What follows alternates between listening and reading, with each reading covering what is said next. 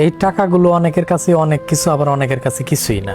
কিন্তু হ্যাঁ, একটা কথা বলি, পুরুষ মানুষ চাইলে একটা পুরুষ মানুষের দ্বারা সব কিছুই করা সম্ভব। আমি এই যে টাকাগুলা দেখেন, এই টাকাগুলা কিন্তু তিলে তিলে করছি, তিলে তিলে এই টাকাগুলা জমাইছে। এগুলা কিন্তু একদিন দুই দিনের টাকা না। একজন পুরুষ মানুষ যদি চায় যে সে টাকা কামাবে, হ্যাঁ কামাইতে পারবে। আপনারা আমার অতীত জানেন যে আমার অতীতে কি ছিল। আমার অতীতে কিন্তু কোনো কিছুই ছিল না। আমার অনেকেই অনেক ধরনের কথা বলছে, কত মানুষ কত ধরনের কথা বলছে, অনেকে ছোট করে কথা বলছে।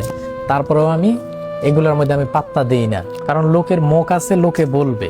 কে কি বললো আমি ওইদিকে কিন্তু তাকাই নাই। একটা মানুষের কথা শুই না যদি আমি থাইমা যাইতাম, তাহলে হয়তো এত টাকা আমি কামাইতে পারতাম না। আমার পক্ষে কোনোভাবেই সম্ভব ছিল না।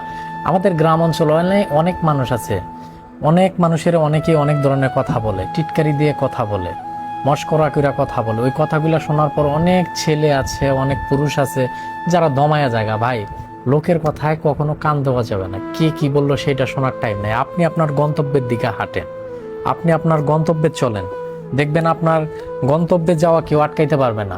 মানুষের মন্তব্য কোনো সময় গন্তব্য আটকাইতে পারে না, একটা কথা মনে রাখতে হবে। তো আমি এখন আফসোস করি যে একটা সময় আমি আমার মায়ের আঁচল ধইরা টানতাম শুধুমাত্র 5টা টাকার জন্য। আজকে আল্লাহ তাআলা আমার এমন দিন দিছে, যেই দিন আসলে আমি আল্লাহ তাআলার কাছে শুকরিয়া আদায় করে শেষ করতে পারবো না। তবে একটা কথা মনে রাখতে হবে, আল্লাহ কখন কাকে কিভাবে কেমন দিন দেয় সেটা বলা যায় না। আল্লাহ মানুষকে খারাপ সময় ভালো সময় সবকিছুই দেয়। এখন আমি পুরুষ মানুষ হইয়া যদি ঘরের ভিতরে বৈশা বৈশা যদি লক্ষ লক্ষ টাকার চিন্তা করি, তাহলে কিন্তু আমার দ্বারা কোনো কিছুই করা সম্ভব নয়।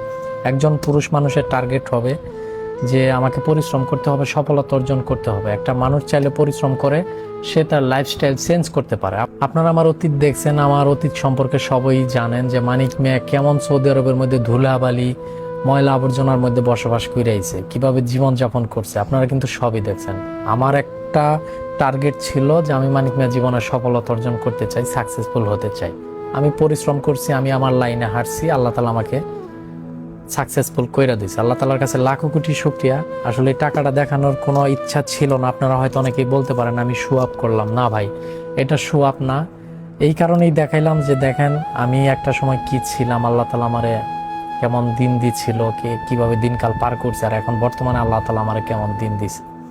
টাকা পয়সা ভাই দেখায় আমার শো আপ করার কোনো কিছুই নেই। আমি আল্লাহর রহমতে আল্লাহ তাআলা আমার অনেক টাকা কামাবার দিছে, আমি অনেক টাকা কামাইছি। আবার অনেকেই বলবেন যে এগুলা মনে হয় সব অনলাইন থেকে কামাইছি, তা না। আমার ব্যবসা বাণিজ্য আছে, ব্যবসা বাণিজ্য থেকেও কামাইছি আলহামদুলিল্লাহ। তো সবকিছু মিলে আল্লাহ তাআলার কাছে লাখো কোটি শুকরিয়া। কেউ মাইন্ডে নিবেন না, কেউ বইলেন না যে আমি শো আপ করছি। ভাই এই কারণেই দেখাইলাম যে আপনারাও, যে আমি যদি একদম জিরো থেকে হিরো হইতে পারি, আল্লাহ তাআলা যদি আমাকে একদম নিম্ন ফ্যামিলি থেকে উঠাইয়া যদি উপর পর্যায়ে নিয়ে আসতে পারে, তাহলে আপনি কেন পারবেন না? আপনার দ্বারাও সম্ভব। আমি পারলে আপনিও পারবেন, কিন্তু পরিশ্রম করতে হবে, কষ্ট করতে হবে, টার্গেট একটা থাকতে হবে। 10টা টার্গেট থাকলে আপনি কোনো কিছুই করতে পারবেন না। মাত্র একটা টার্গেট নিয়ে চলবেন, এক টার্গেট নিয়ে চললে আপনি ভবিষ্যতে সাকসেসফুল হতে পারবেন।